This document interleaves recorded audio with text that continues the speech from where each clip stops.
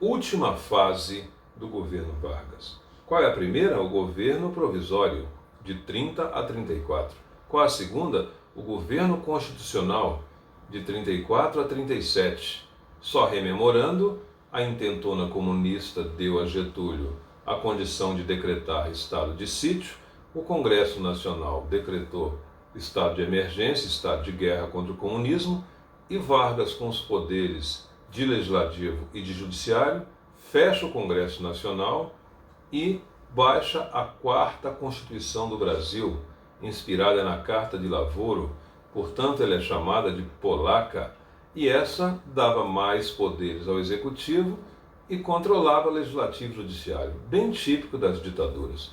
O Estado Novo foi uma ditadura no período Vargas e perdurou até o fim da Segunda Guerra Mundial.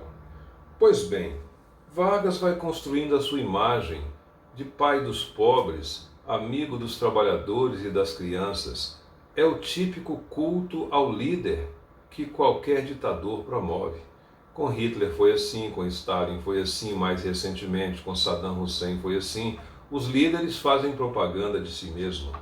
E uma vez por mês, no estádio de São Januário, no Rio de Janeiro, estádio do Vasco da Gama, ele anunciava aumento do salário mínimo, etc., etc., e os estudantes, trabalhadores, entusiastas do governo apoiavam o governo. Por outro lado, criou órgãos para controlar os estados e os atos dos governadores, o DASP, e órgãos de censura, o DIP, e uma polícia secreta que torturava e barbarizava os inimigos do regime. A propaganda mostrava Vargas como caridoso, carismático, amigo das crianças, mas havia prisões lotadas de presos políticos. Já citei o caso de Olga e seu marido, Júlio Prestes, e seu marido, Luiz Carlos Prestes. Ele preso até o fim da guerra, ela deportada do Brasil com a anuência do Supremo Tribunal Federal, por unanimidade de votos, entregue a Hitler, morreu num campo de concentração. Crime humanitário, deveria ter ficado presa no Brasil, porque ela fez um golpe, que planejou um golpe, mas grávida que estava, não deveria ser deportada. O governo Vargas pediu, o Supremo concordou, e essa página da história deve servir de lição para isso não mais se repetir. Não é perdoar o mal feito, mas entregar um preso político para um carrasco como Hitler significou a morte de Olga. O outro importante que eu quero lembrar é Graciliano Ramos, preso, escreveu na cadeia um livro famoso que todos vocês conhecem, Memórias do Cárcere. Ele foi preso nesse tempo de luta anticomunista. Então, gente, esse período de Estado Novo, contraditoriamente, foi o período de maior crescimento econômico, porque a guerra ajudou o Brasil. Que guerra? A Segunda Guerra Mundial. E por que ajudou? Porque o Brasil pôde praticar a substituição de importações, o que já havia feito lá nos tempos de Venceslau Braz, durante a República Velha, quando na Primeira Guerra Mundial o Brasil também teve um surto positivo, um surto econômico, substituiu importações. Agora o Brasil mantinha-se um país agrário exportador, mas demandava condições de ampliar a sua indústria. Os setores médios urbanos, os trabalhadores, os novos atores sociais demandavam espaço.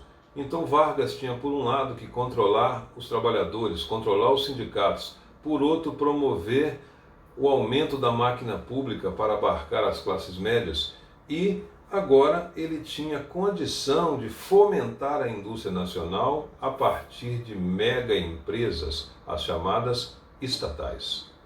São várias. Destaco aqui duas: a CSN, a Companhia Siderúrgica Nacional, e a Vale do Rio Doce. A CSN foi uma moeda de troca para o Brasil entrar na Segunda Guerra Mundial. O Brasil tinha simpatias pela Alemanha porque era, junto com os Estados Unidos, os maiores compradores do Brasil. O que equilibrava a nossa balança comercial? As compras de Estados Unidos e Alemanha. Só que agora os norte-americanos acabam por vencer essa empreitada porque financiaram a Companhia Siderúrgica Nacional. Vargas, então, em 42, declara guerra à Alemanha. Em 43, prepara os efetivos militares brasileiros, a FEB e a FAB. O que é FEB? Força Expedicionária Brasileira, as forças de chão, infantaria. E o que é a FAB? Força Aérea Brasileira, que chamaremos de aeronáutica. Então, até os bordões eram estranhos, engraçados, porque os brasileiros diziam: a cobra vai fumar. E esse bordão serviu de mote para as lutas que o Brasil desenvolveu em território italiano. E a FAB? Senta a pua. Pua era uma espécie de furadeira que furava. Então o Brasil participa da Segunda Guerra Mundial, sim. A guerra foi decretada em 42, os efetivos militares treinados em 43 e a campanha da Itália em 44. Os brasileiros tiveram várias páginas, várias passagens, Montese, Colecchio, Fornovo, Turim, mas a mais famosa dela, a Batalha do Monte Castelo. Com a vitória dos aliados sobre o eixo, estabelece-se uma contradição no Brasil.